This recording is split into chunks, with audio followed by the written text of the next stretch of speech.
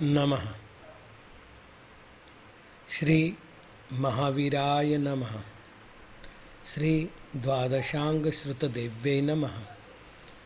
आचार्य श्री आदि सागर महावीर कीर्ति सन्मति सागर गुरुभ्यो नमो नमः। विश्व प्रकाशि महिमान ममानमेक मोमक्षराद्य किल वाङ्मय हेतुभूतम् यं शङ्करं सुगतमाधवमीशमाहुं रर्हन्तमर्जितमहन्तमहं नमामि।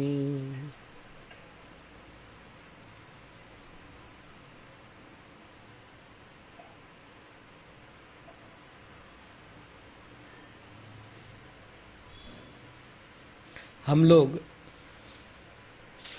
23 पद्य तक पहुंच चुके थे। आज 24वें पद्य की चर्चा करते हैं। वांछा सुखे यदि सखे तदवैमिनाहम् धर्माद्रुते भवति सोऽपि न यावदेते रागादयस्तदशनं समतात एव तस्माद्विधेहि रदितां सततम सुखाय।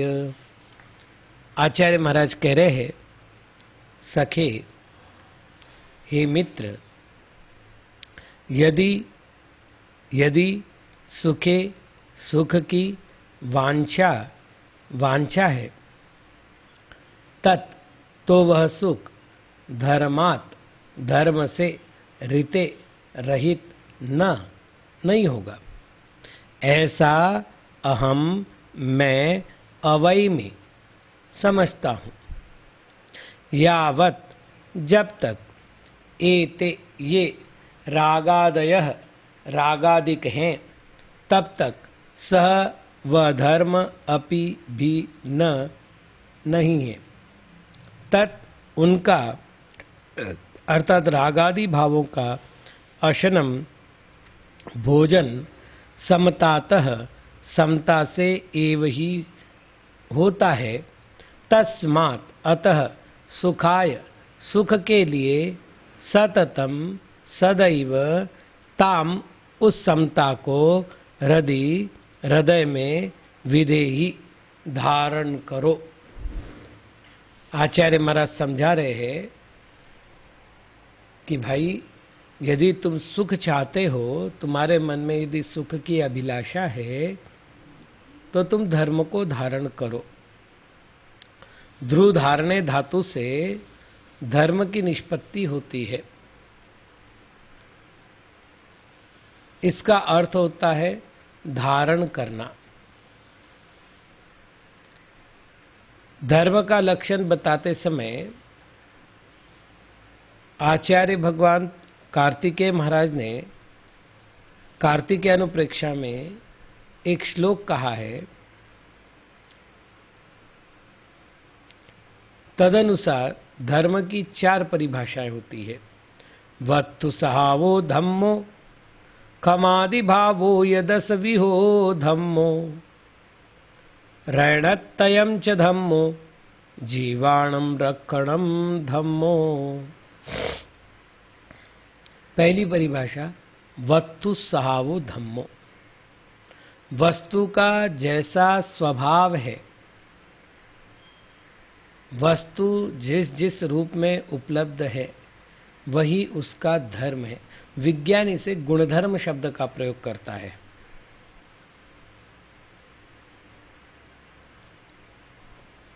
जैसे आत्मा नाम का एक पदार्थ है, वस्तु है,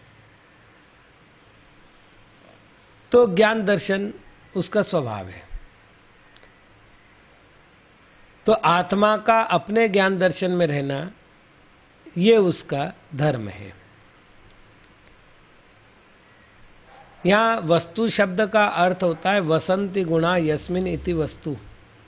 जिसमें गुण विद्यमान रहते हैं, गुण पाए जाते हैं, उसको वस्तु कहते हैं। तो आत्मा में गुण पाए जाते हैं, इसलिए आत्मा वस्तु हुई। तो जैसे आत्मा नाम का एक पदार्थ का हमने स्वरूप देखा, ऐसे प्रत्येक पदार्थ का अपना स्वरूप है और वस्तु का जो स्वरूप होता है वही धर्म होता है।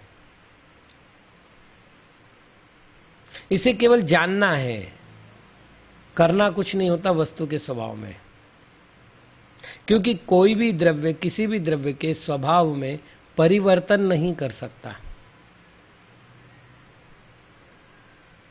यदि फूलों में सुगंधी है तो ये उसका धर्म है, मल में दुर्गंधी है तो उसका धर्म है। मैं कर सकता हूं तो इतना ही कर सकता हूं कि मैं सुगंधी में राग ना करूं और दुर्गंधी में द्वेष ना करूं, दोनों को वस्तु स्वरूप मान करके मैं समता भाव को धारण करूं। मैं कर सकता हूं तो इतना ही कर सकता हूं और कुछ नहीं कर सकता। दूसरा लक्षण उन्होंने कहा क्षमादि भावो ये 10 धम्मो, क्षमा अधिक 10 प्रकार के जो आत्मा के परिणाम हैं उसको धर्म कहते हैं। तो यहां क्षमादि भाव से जिन धर्मों का उल्लेख किया गया है, क्षमा, मार्दव, आर्जव, शौच, सत्य, संयम, तप, त्याग, आकिंचन, ब्रह्मचर्य, इससे हम लोग परिचित हैं। तीसरा है रणत्रयम च धम्मो, रत्नत्रय को धर्म कहते हैं। तो रत्न का अर्थ होता है जातौ जातौ यदुत्कृष्टम तत्तद रत्न मिहोच्यते, अपनी अपनी जाति में जो उत्कृष्ट होता है, श्रेष्ठ होता है, उसे रत्न कहते हैं। मोक्ष मार्ग में सम्यक दर्शन, सम्यक ज्ञान, सम्यक चारित्र्य 3 श्रेष्ठ है, इसलिए इनको रत्न कहते हैं। चूंकि इन रत्नों की संख्या 3 है इसलिए इसे रत्नत्रय कहते हैं। तो रणत्रयम च धम्मो, सम्यक दर्शन, सम्यक ज्ञान और सम्यक चारित्र धर्म है।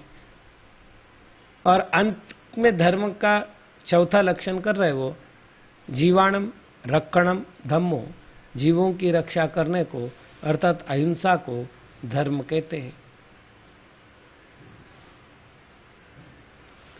इन 4 परिभाषाओं के अतिरिक्त और भी कुछ परिभाषाएं शास्त्रों में पाई जाती है। जैसे रत्नकरण श्रावकाचार में दूसरे श्लोक में प्ररूपित परिभाषा है,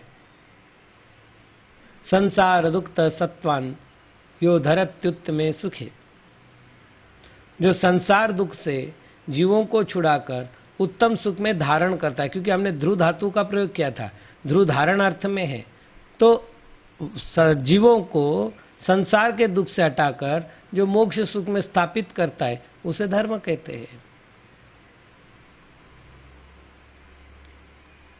एक लक्षण और मिलता है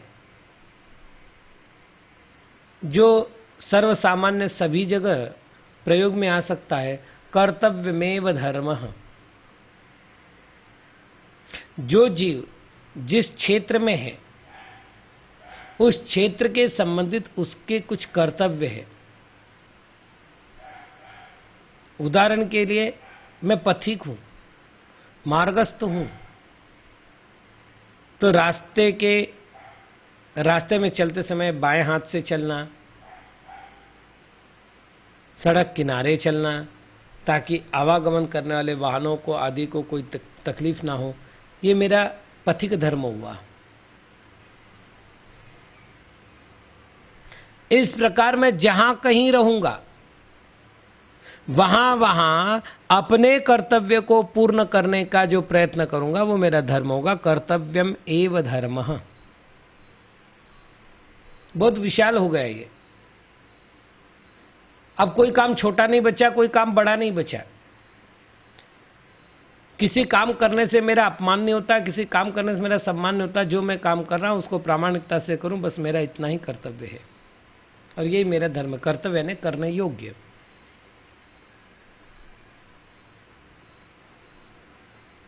बहुत कठिनाई से बात न करें तो एक लक्षण और मिलता है, वो है आत्मनि प्रतिकूलानि परेशान न समाचरेत इति धर्मः। जो मेरे साथ नहीं मैं चाहता वो मैं दूसरे के साथ नहीं करूं, इसे धर्म कहते हैं। मतलब जो मेरे लिए प्रतिकूल है मैं वो क्रिया आपके साथ ना करूं। जर्मनी का एक जोड़ा आचार्य श्री विद्यानंद जी महाराज के पास आया हुआ था। उन्होंने कहा धर्म जो है वो अफीम की गोली है, फ्रॉड है, हम इसको नहीं मानते। अब तो वो विद्यानंद महाराज थे, अनुभव के कोश तो वचन में चतुर। उन्होंने कहा धर्म तो श्वास की तरह होता है, नहीं मानने का तो प्रश्न ही नहीं उठता। ये बात अलग है तुम जिसको फ्रॉड कह रहे वो क्या है और हम जिसे धर्म कह रहे वो क्या है। तो बोले बताइए स्वामी आप धर्म किसे कहते हैं? उन्होंने कहा एक बात बताओ, कोई आकर के तुम्हें चाटा मारे, तुमको गाली दे, तुम्हें कैसे लगेगा? बोले बहुत बुरा लगेगा। तो बोले जो तुमको बुरा लग रहा है वो दूसरे को भी लग सकता है? बोले लग सकता है। तो बोले दूसरे को गाली नहीं देना, दूसरे को नहीं मारना, ये धर्म है। बोले अच्छा ऐसा है? फिर बोले अच्छा एक बात बताओ, कोई आकर तुम्हारे साथ झूठ बोले, बोले बहुत पीड़ा होगी। कोई तुम्हारा धन हरण कर ले, बोले बहुत तकलीफ होगी। बोले तुम्हारी माँ बहन को कोई छेड़ दे, बोले मेरा तो गुस्सा आ जाएगा। तो बोले भाई जो तुमको नहीं पसंद है वो तुम दूसरे के साथ मत करो, बस ये धर्म है। तो बोले ऐसा धर्म होता है, इसको तो हम मानते, ये तो फ्रॉड हो ही नहीं सकता। महाराज ने कहा भाई धर्म का अर्थ तो ये है, बाकी तुमने क्या समझा तुम जानो। तो जो जो मेरे प्रतिकूल हो ऐसा आचरण मैं दूसरों के साथ नहीं करूं। मैं चाहता हूं कि कोई मेरे अरे तुरे की बात न करे, बहुत अच्छी बात है, आप दूसरों के साथ अरे तुरे की बात मत करो, क्योंकि दुनिया तो क्रिया की प्रतिक्रिया है। तो तुम्हारे साथ जो विरोध में जा रहा है, तुम जिसको अच्छा नहीं मानते, तुम्हारे के लिए जो प्रतिकूल है, वैसी प्रतिकूलता दूसरे को भी हो सकती है, ये मान करके उसके साथ वो आचरण नहीं करना, बस इतना सा धर्म है। इन सारे धर्मों की परिभाषाओं को एकत्र करके कुन-कुन महाराज ने एक नई परिभाषा दी है। चारित्तम खलु धम्मो, धम्मो जो सो समुत्य निदिष्ठो, मोह खोह वीणो, परिणामो अपणो समो। प्रवचन सार गाथा क्रमांक 7। चारित्र ही धर्म है। चारित्र क्या है? बोले समता ही चारित्र है। और समता क्या है? बोले राग द्वेष से रहित होने का नाम समता है। अर्थात राग द्वेष आदि विभाव भावों से शून्य होने का नाम समता है, और वह समता ही धर्म है। चूंकि अब यह निश्चित हुआ कि प्रत्येक जीव सुख चाहता है, और सुख धर्म के अभाव में नहीं मिल सकता, ये आचार्य गुणभद्र महाराज समझाते हैं। और वो कहते हैं धर्म सुखस्य हेतुर्न विरोधकस्व कार्यस्य, तस्मात् सुख भंग भिया माभुर्धर्मस्य विमुखस्त्वम्। आत्मानुशासन श्लोक क्रमांक 20। धर्म सुखस्य हेतु, धर्म सुख का हेतु है, कारण है। और हेतु न विरोधकस्व कार्यस्य, कोई भी कारण अपने कार्य का विरोधी नहीं होता। अतः सुख भंग भिया, जो सुख को भंग होने से, सुख का विनाश होने से डरते हैं, उनको जो है धर्म से विमुख नहीं होना चाहिए। तो कुल मिलाकर ये निश्चित हुआ कि जहां जहां धर्म है वहां वहां सुख है। धर्म कारण है और सुख कार्य है। तो आचार्य योगींद्र देव महाराज ग्रंथ में कहते हैं, सखे यदि सुखे वांछा, हे मित्र यदि तेरी सुख में इच्छा है, तो सुख पाना चाहता है, तो भैया धर्माद्रुते न भवति, वो सुख धर्म को छोड़कर नहीं होता।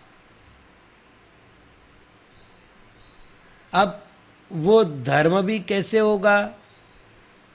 तो कहते धर्म, वो जो रागादिक भाव है, उस रागादय, वो रागादिक भाव, उसका जो अशन है, यत अशनम, अर्थात भक्षण करना, विनाश करना, रागादिक भावों का विनाश करना, ये कार्य समता के द्वारा होता है। इसलिए हे जीव, यदि तू सुख पाने की अभिलाषा करता है, तो तुझे समता का आलंबन लेना चाहिए, समता को धारण करना चाहिए। संपूर्ण आत्म परिणति को राग द्वेषादि से मुक्त करने का प्रयत्न करना चाहिए। यही तेरा कर्तव्य है। आगे और बढ़ते हैं।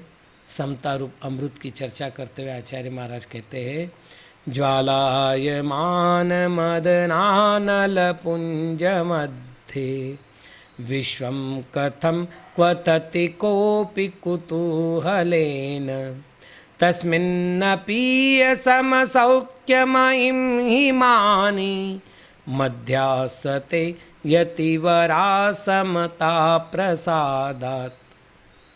ज्वालायमान, जल रहे हैं ऐसे मदनालल पुंज मध्य, काम रूपी अग्नि के समूह में, कपि कोई कुतूहलेन कुतूहल से इस विश्वम विश्व को कथम किस प्रकार क्वथति उबाल रहा है,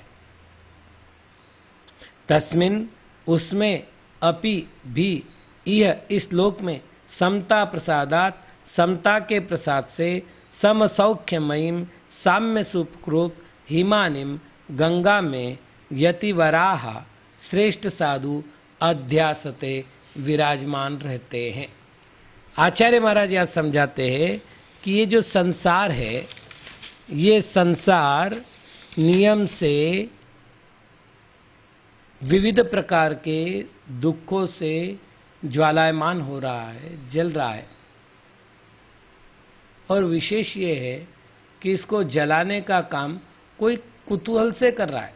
कुतूहल से कर रहा है ना, जैसे आप बच्चे खेलते हैं ना, तो वो करते रहते कुछ ना कुछ उठापटक। यहां भी कोई कुतूहल से कह रहा है, ऐसे इस विश्व में जबकि सब उबल रहे हैं, दुखी हो रहे हैं, इसमें केवल समता का ही प्रसाद है कि एक जीव साम्य रूपी सुधा को, साम्य रूपी सुख को, जो कि गंगा के समान है। गंगा के समान कहने के उद्देश्य दो है। सामान्य रूप से गंगा को पवित्र माना जाता है, और दूसरा गंगा जल की उपमा शांत जल के लिए दिए, मतलब शीतल जल के लिए। समंतभद्र महाराज ने इसके लिए एक शब्द का प्रयोग किया है, न शीतलाश चंदन चंद्र रश्म न गांगम अम्बो न चहार यष्टय। वहां गांगम अम्बो दिया है, गंगा का पानी।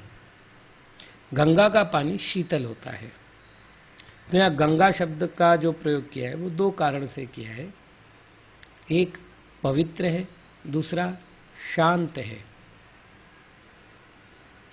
ठीक यही बात समता सुख रूपी गंगा में है।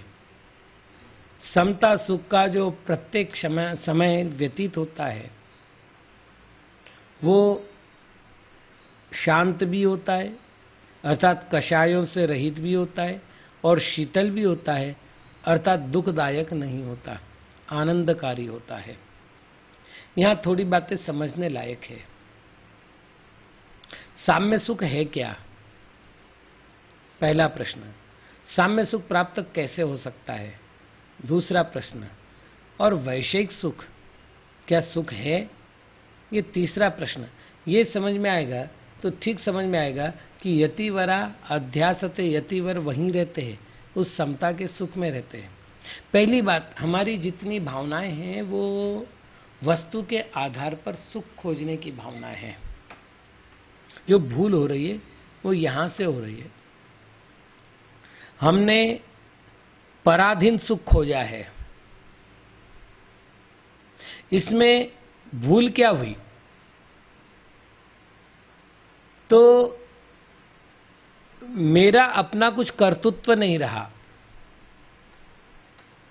उदाहरण के लिए, जैसे मैंने सोचा है कि मुझे यदि मिष्टान खाने मिल जाए तो मुझे सुख होगा।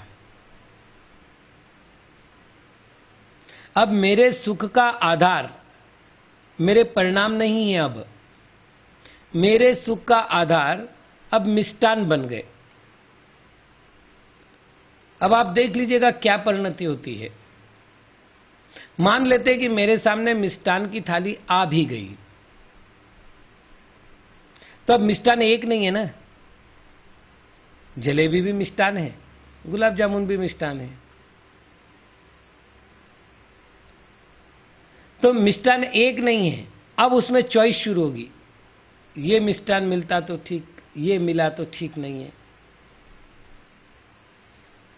चलो अब मान लेते कि मेरा पसंदीदा मिष्ठान गुलाब जामुन है, वो मिल जाए, तो ये वो छोटे छोटे नहीं बने, थोड़े बड़े होते तो काम नहीं चलता। गुलाब जामुन थोड़े से बड़े होने चाहिए, व्यवस्थित होने चाहिए। दूसरी बात, इसमें कुछ लाली कम नहीं लग रही, इसमें चाशनी कम पड़ रही है, मतलब शक्कर ठीक नहीं लग रही है, थोड़ी ज्यादा हो रही, कम हो रही, इत्यादि इत्यादि। अभी भी मेरा मन विकल्पों के भंवर में घुसा हुआ है। जिस वस्तु को आधार बना करके मैंने सुख की कल्पना की थी, अब मेरी वो कल्पना और कोई नया रूप ले रही है। चलो मान लेते कि सब मेरे अनुकूल हो गया, अब तो सुख मिलेगा, तो वो भी संभव नहीं है। इसलिए कि एक खाने बाद लगता है आज आनंद आ गया, दूसरा खाने बाद लगता है आज तो जैसे स्वर्ग ही मिल गया, तीसरा चौथा खाने बाद लगता है भैया बस करो, कितना खाओगे कहीं डायबिटीज नहीं हो जाए। कोई पांचवा छठा जबरदस्ती से परोसे तो भैया मारना चाहते हो क्या मुझे, षड्यंत्र कर रहे हो मेरे साथ। अरे भैया जब गुलाब जामुन में सुख है तो हम तो तुम्हारा सुख बढ़ाने का प्रयत्न कर रहे हैं, मारने का प्रयत्न कहां कर रहे हैं। जितना जितना वस्तु का प्रमाण बढ़ता जाएगा उतना उतना तुम्हारे सुख का प्रमाण बढ़ता जाना चाहिए। मतलब एक खाने पर जितना आनंद आया 10 खाने पर उससे आनंद 10 गुना होना चाहिए। नहीं नहीं महाराज दुख हो जाएगा। भाई दुख क्यों होगा, अरे महाराज ज्यादा खाएंगे तो अमुक अमुक रोग हो जाएंगे, ये हो जाएगा वो हो जाएगा, दुख का कारण बनेगा। इसका अर्थ है कि वो वस्तु सुख का कारण नहीं थी, इसका अर्थ है कि वो वस्तु दुख का कारण नहीं है। इसका अर्थ है कि सुख और दुख को अनुभव करने वाला, सुख और दुख को भोगने वाला कोई और ही है। उसने साधन बना लिए और उस साधन में सुख खोज रहा है। प्राय करके धार्मिक उपदेश ग्रंथों में एक उदाहरण आता है कि कुत्ता हड्डी चबाता है, सूखी हड्डी, हड्डी चबाते समय उसके मसूड़े से खून निकलने लगता है। उसको लगता है कि यह इस हड्डी से खून निकल रहा है और वो चबाते चलता है। थोड़ी देर बाद ये होता है कि उसका पूरा मुख लाल हो जाता है, मांस बाहर निकलने लगता है, चमड़ी हट जाती है और उसे बहुत पीड़ा होती है। ये विषयजन्य सुख की स्थिति है। इससे अच्छा विषयजन्य सुख के लिए कोई दूसरा उदाहरण नहीं मिल सकता। विषयों में सुख नहीं होता, सुख का आभास होता है।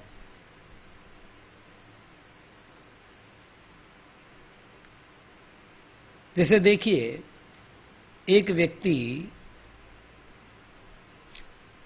गर्मी में चल के आया, उसका गला सूख रहा है, उसको नींबू शिकंजी बनाकर दे दी जाए तो बड़ा प्रसन्न होगा, आज तो तुमने मेरा कल्याण कर दिया। क्यों?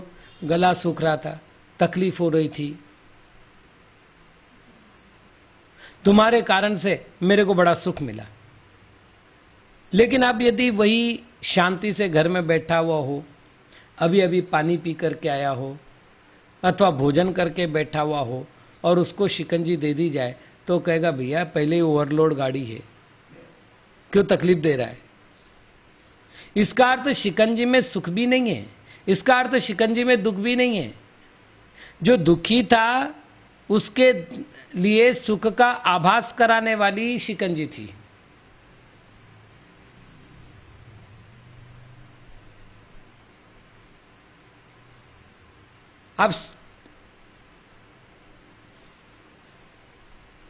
अब समस्या को ठीक से समझ लीजिएगा।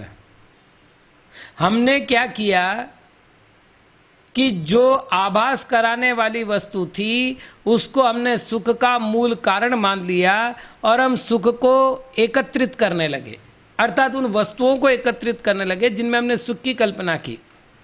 और आप ये देखिएगा, जैसे जैसे वस्तुओं का संग्रह होता गया वैसे वैसे दुख की मात्रा बढ़ती गई।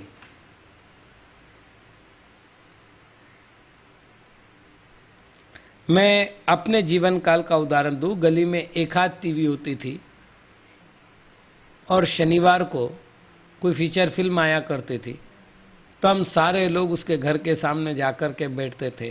ब्लैक एंड वाइट होती थी लेकिन बड़े आराम से देखते थे। फिर घर में एक टीवी आने शुरू हो गई, फिर कमरे में आना शुरू हुई। अब घर की टीवी नहीं देखता कोई, कमरे की टीवी चाहिए। चलो भाई, आप तो सुखी हो गए। अरे काय का महाराज, हमारे यहां तो एक ही चैनल आता है। तो मालूम पड़ा कि चैनलों की संख्या भी 100 से अधिक हो गई। तुमको जो देखना है देखो। अब लोग मेरे पास आते हैं, कहते महाराज बड़े परेशान है, अब हम कार्यक्रम चॉइस ही नहीं कर पा रहे। 2 मिनट ये देखते, 2 मिनट वो देखते, 2 मिनट वो देखते, 2 मिनट वो देखते, आनंद ही नहीं आता। आपका जमाना ठीक था, बोले आप पूरी फिल्म तो देख लेते एक साथ, हम तो कुछ भी नहीं कर पा रहे। बटन चलाने में उसका टाइम जा रहा है, कहां क्या चल रहा है वो ही पता नहीं है। तो जिसको वो सुख का कारण समझ रहा था वो उसकी पीड़ा का कारण बना, क्योंकि वहां सुख था ही नहीं, वहां उसकी कल्पनाएं थी सुख की कि 4 चैनल ज्यादा मिलेंगे तो सुख मुझे ज्यादा मिलेगा। समता भाव में जो सुख होता है उस सुख में दूसरे को नहीं खोजा जाता। दूसरे का अस्तित्व हो तो ठीक, नहीं हो तो ठीक, कोई विकल्प ही नहीं दूसरे का। मैं मेरा अन्वेषण कर रहा हूं, मैं मुझ में रह रहा हूं और उससे जो उत्पन्न होने वाला आनंद है। पंडित दौलत राम जी ने लिखा, यो चिंत निज में थिर भय तिन अकत जो आनंद लयो सो इंद्र नाग नरेंद्र वा अमिंद्र के नाही कयो। अब आप बताइए ना, यदि वस्तु के आश्रित सुख होता तो दिगंबर मुनिराज के पास मूलभूत वस्तुएं नहीं है। मूलभूत वस्तुएं 3 मानी है, अन्न, वस्त्र और निवास। तो रहने को घर नहीं, खाने की व्यवस्था अपने पास नहीं, और अंग पर वस्त्र नहीं, और उसके बाद में मस्तरा में आनंद ही आनंद है 24 घंटे। इससे सिद्ध क्या हो रहा है कि सुख कहीं और है, हम कहीं और खोज रहे हैं। आचार्य महाराज कहते हैं कि भैया सम सौख्यमयी, यदि सुख है तो वो समता में है, सुख वस्तुओं में नहीं है। यदि तुम्हें सुख प्राप्त करना है तो ये जो कामाग्नि है, विषयों की अभिलाषाएं हैं, इस विषयों की अभिलाषा में जलना छोड़ और उसके स्थान पर तुम समसौख्य रूपी गंगा में अवगान करो, तब जाकर के तुम्हें वो शाश्वत सुख प्राप्त होगा। और इसका उदाहरण दे रहे, यतिवराह अध्यासते, यतिगण वहीं रहते इसलिए सुखी है। तो सामान्य चर्चा का समारोप हम इस तरह कर रहे हैं कि विषयों की आशा जिनके मन में है वे सदैव दुखी रहते हैं, और समता में मग्न जिनका मन है वो सदैव सुखी रहते हैं। अब दोनों मार्ग हमारे सामने सुस्पष्ट है, अब किस मार्ग को अंगीकार करना है ये सब बुद्धिमानों को अपनी अपनी ओर से निर्णय करना है। आज इतना ही। ओम नमः।